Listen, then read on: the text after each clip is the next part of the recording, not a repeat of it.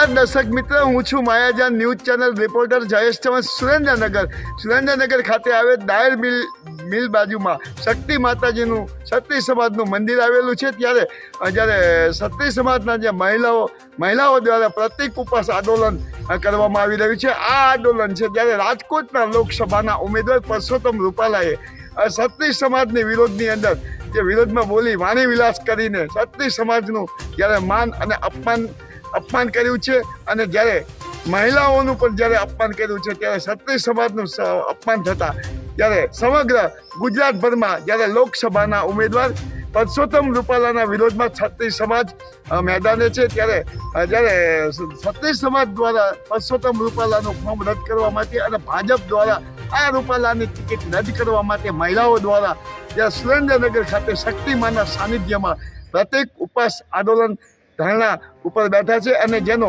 આજે ઘણા જ મોટી સંખ્યાની અંદર મહિલાઓ બેઠી છે અને આ આંદોલન પરસોત્તમ રૂપાલાની વિરોધમાં અને આ પ્રતિક ઉપવાસ આંદોલન દિવસ આજે ચોથો દિવસ છે।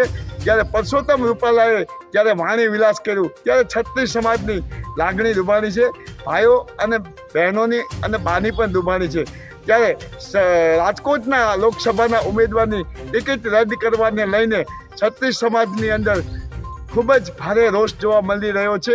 જો પરસોત્તમ રૂપાલાની ટિકિટ જ્યારે પરસોત્તમ રૂપાલાને ખસેડવામાં લોકસભાના ઉમેદવાર તરીકે નહીં આવે તો સમગ્ર ગુજરાતભરમાં ક્ષત્રિય સમાજ દ્વારા ભાજપની સામે ભયંકર રોષ થશે અને ક્ષત્રિય સમાજના તેમજ તમામ વર્ગના લોકો જે આજે ક્ષત્રિય સમાજનું અપમાન થયું છે ત્યારે ભાજપની વિરોધની અંદર મતદાન કરી શું બા કહેવા માંગો છો? શું આપનું નામ?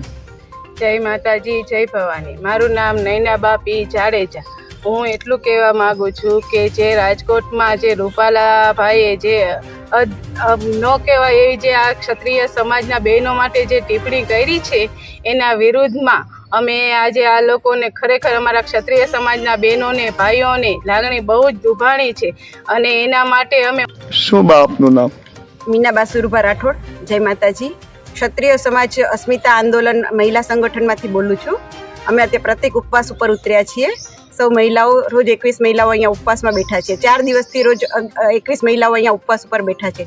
જ્યારે રાજકોટ લોકસભાની ચૂંટણીમાં રૂપાલાએ જે અસ્મિતા ઉપર મહિલાની અસ્મિતા ઉપર જે ટિપ્પણી કરી છે તેના ઉપર અત્યારે મોદી સરકાર એક પણ ટિકિટ રદ કરી શક્યા નથી। તો શું મોદી સરકાર રાજ કેવી રીતના કરશે? જો એક રૂપાલાની ટિકિટ રદ ન કરી શકે તો એ રાજ કેવી રીતના ચલાવી શકે? એને ક્ષત્રિયોની જરૂર નથી? ક્ષત્રિયોનું સંગઠન એને જોઈ લીધું છે કે ક્ષત્રિયોનું સંગઠન કેટલું છે।